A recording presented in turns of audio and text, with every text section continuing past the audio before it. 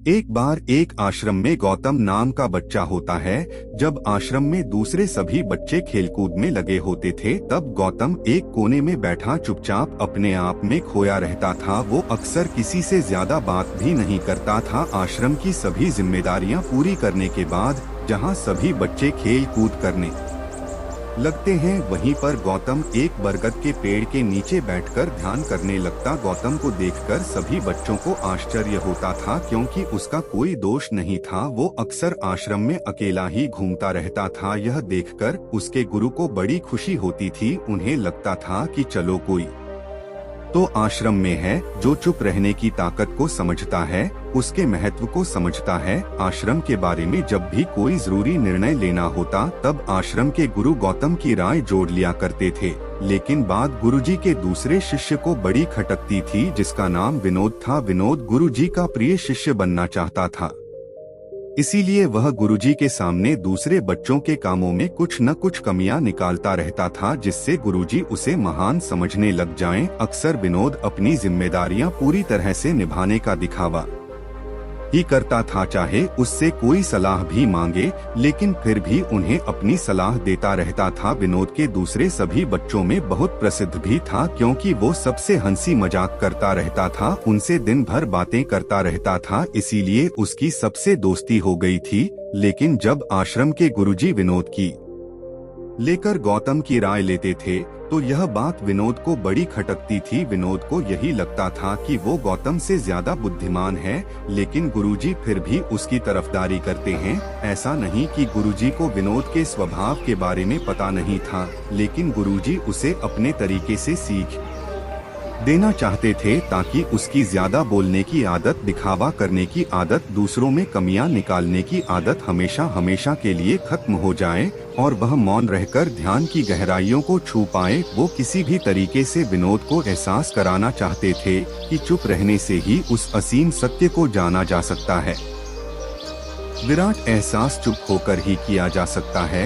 एक दिन गुरुजी को एक तरीका सुझाव। उन्होंने आश्रम के सभी बच्चों को अपने पास बुलाया और कहा कि मैं तुम सभी को दो दो हिस्सों में बांटकर अलग अलग काम में भिक्षा मांगने के लिए भेज रहा हूँ, और जो भी दो बच्चे सबसे ज्यादा भिक्षा मांग कर लाएं, उन दोनों को आश्रम की सभी जिम्मेदारियां निभाने का मौका दिया जाएगा। अपनी बात जारी रखते हुए गुरुजी ने बताया कि भिक्षा मांगने से हमारा अहंकार खत्म होता है, इसीलिए हर शिष्य पूरे मन से भिक्षा मांगी। कोई भी इस काम को औपचारिकता में ना ले, वरना तो वो अपने जीवन का बहुत बड़ा जान खो देंगे। आश्रम के गुरुजी ने जानबूझकर विनोद और गौतम की जोड़ी बना दी। विनोद के मन में सिर्फ एक ही बात चल रही थी कि इस बार उसे मौका मिला है और इस बार बोर्ड गुरुजी को दिखा देगा कि वो बहुत आमा से कितना ज्यादा प्रतिभावान है। दोनों शिष्यों ने आपस में अपनी सहमति से निर्णय लिया कि दोनों गांव के अलग अलग कोनों से भिक्षा मांगना शुरू करेंगे, ताकि भिक्षा मांगने का काम जल्दी खत्म किया जा सके। गौतम हर द्वार पर जाकर अपने हाथ जोड़कर अपना भिक्षा पात्र उनके सामने कर देता। उसके चेहरे पर एक सादगी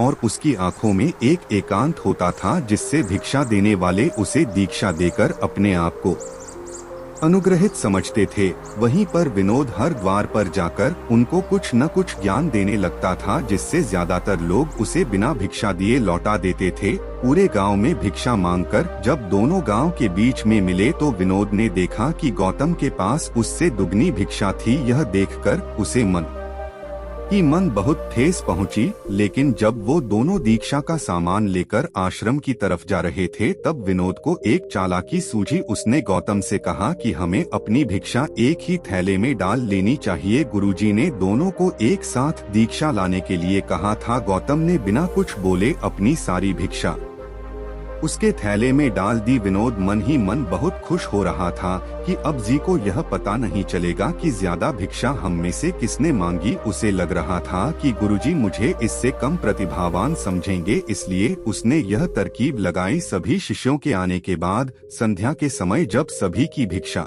ली गई, तो इन दोनों दीक्षा सबसे ज्यादा निकली। गुरुजी ने इन दोनों का अभिवादन करते हुए आश्रम के सभी बच्चों के सामने उनकी पीठ थपथपाते हुए उन्हें मुबारकबाद दी और कहा कि मैं आश्रम का कार्यभार तुम दोनों को नहीं सौंप सकता, इससे आपसी मतभेद होने का खतरा रहता है, इसीलिए तुम दोनों में से जो ज्यादा दीक्षा लेकर आया है, आश्रम की जिम्मेदारी उसे ही सौंपी जाएगी। जब गुरुजी ने उनसे पूछा कि तुम में से ज्यादा भिक्षा मांग कर लाया था, तो विनोद कहा, गुरुजी मैं इससे दोगुनी भिक्षा मांग कर लाया था, लेकिन मुझसे गलती हो गई कि मैंने वो दोनों भिक्षा एक ही थैले में डाल दी। मुझे नहीं पता था कि आप ऐसा निर्णय लेने वाले हैं, नहीं तो मैं अपनी भिक्षा का थैला अलग ही रखता। इस पर गुरुजी ने गौतम से पूछा कि क्या तुम विनोद की बात से सहमत हो? क्या तुम इससे कम दीक्षा लेकर आए थे? यह सुनकर गौतम ने कहा, गुरुजी मेरे पास ऐसा कोई साधन नहीं है जिससे मैं यह आम्बेडकर पार्क की में विनोद से ज्यादा भिक्षा लेकर आया था। असल में यह उल्टा बोल रहा है, दोगुनी भिक्षा में लेकर आया था। ये मुझसे आधी भिक्षा लेकर आया था और इसी नहीं मुझसे भिक्षा एक थैले में डालने की बात कही थी। आश्रम से कुछ दूरी पर एक पहाड़ी थी जिसके पीछे सूरज अभी अभी संध्या के समय था रहा था। गुरुजी को पता था कि सच कौन बोल रहा है, लेकिन बच्चों के सामने सच साबित करने के लिए उन्होंने उन दोनों से एक सवाल पूछना कि पीछे पहाड़ी पर तुम्हें क्या दिखाई दे रहा है। यह सुनकर विनोद झट से बोल पड़ा कि गुरुजी पहाड़ी के पीछे सूरज अपना रंग बिखेर रहा है, आसमान में लालिमा छाई हुई है, यह बहुत ही सुंदर दृश्य है। वो तो और भी बहुत कुछ कहना चाहता था, लेकिन गुरुजी ने उसे चुप करते हुए गौतम से जवाब जानने के लिए जब उसकी तरफ देखा तो उसकी आंखों में आंसू भरे हुए थे। श्रद्धा, भक्ति और प्रेम से उसकी आंखें भर आई थी। गुरुजी को उससे पूछने की जरूरत है कि नहीं? पड़ी जी ने सभी बच्चों को संबोधित करते हुए कहा कि मैंने सवाल किया था कि पहाड़ी के पीछे तुम्हें क्या दिखाई दे रहा है। ज्यादातर लोगों को यही दिखाई देगा कि एक बहुत सुंदर दृश्य है, लेकिन मजे की बात यह है कि सुंदरता बोलकर नहीं बताई जा सकती, उसे महसूस किया जा सकता है और सामने वाला को सुंदरता को आपकी आंखों में देख पाता है। गौतम की तरफ इशारा करते हुए गुरुजी ने कहा कि असल में सुंदरता इसी बच्ची ने देखी है, दूसरे बच्चे ने सिर्फ सुंदरता की व्याख्या की है, लेकिन इसने वास्तविकता में उस सुंदरता को महसूस किया है। अपने आप को ऊंचा दिखाने की सभी कोशिशों को नाकाम होता देख विनोद वहीं पर कूट फूट कर रोने लगा। उसको चुप कराते हुए गुरुजी ने कहा, बेटा मुझे पहले से पता था कि तुम झूठ बोल रहे हो, लेकिन मैं तो उस झूठ का एहसास कराना चाहता था। सभी बच्चों को संबोधित करते हुए गुरुजी ने बताया कि शब्द जाल की तरह होते हैं, हमारी ज्यादा बोलने की वजह से बहुत सारी समस्याएं पैदा होती है। जब कोई आदमी एक बात को बढ़ा चढ़ाकर बोल देता है तो उसे सिद्ध करने के लिए दो शब्दों के जाल में फंसता चला जाता है और इसी वजह से अंतर्मुखी होने की बजाय वह बहिर्मुखी होता चला जाता है।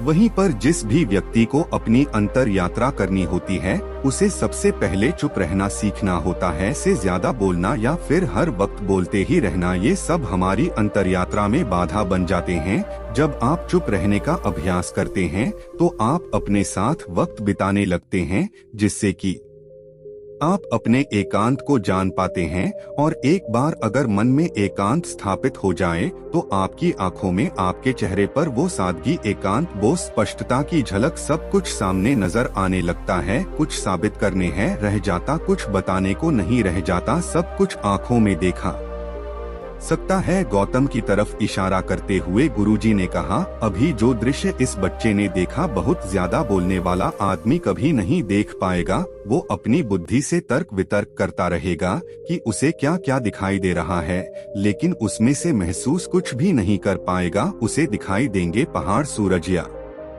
फिर उसकी लालिमा, लेकिन उसको, उस विराट को वो कभी नहीं देख पाएगा। अगर चूक रहने की कला सीखनी है तो तुम ही सबसे पहले एक बात ध्यान रखनी होगी कि उन्हें किसी को भी प्रभावित करने की कोशिश नहीं करनी है। ज्यादातर लोग इसी वजह से ज्यादा बोलते हैं क्योंकि वह दूसरों को प्रभावित करना चाहते हैं, अपने आप को साबित करना चाहते हैं और उस साबित करने के चक्कर में दो शब्दों के जाल में फंसते चले जाते हैं और धीरे धीरे वही उनकी आदत बन जाती है।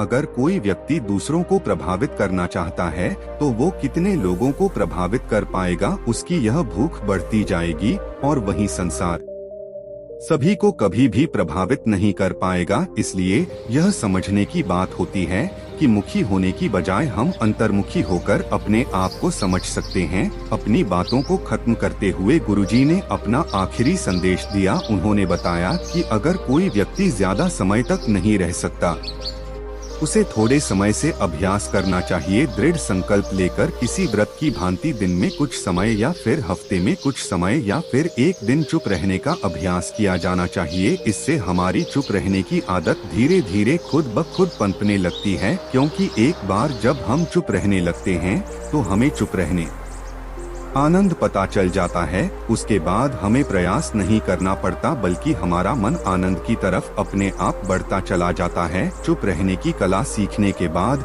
आपकी बुद्धिमानी और आपकी स्पष्टता दोनों में बहुत ज्यादा फायदा होगा। वास्तविकता में जिसे दर्शन कहते हैं वह मौन रहकर ही किया जा सकता है। इसके बाद सभी बच्चों से कुछ समय चुप रहने का संकल्प लेकर गुरुजी ने अपनी बात खत्म कर दी और सभी बच्चे रात्रि का भोजन करने के लिए एक साथ भोजन कक्ष में पहुंच गए। तो दोस्तों, कैसी लगी आपको बुद्धा सागर शो की यह कहानी? हमें कमेंट करके जरूर बताएं कि आपको हमारी ये चुप रह ना सीखो कैसी लगी, और हमारे चैनल को सब्सक्राइब जरूर कर लेना। तो मिलते हैं हमारी अगली कहानी में, तब तक के लिए अपना ख्याल रखिएगा। धन्यवाद।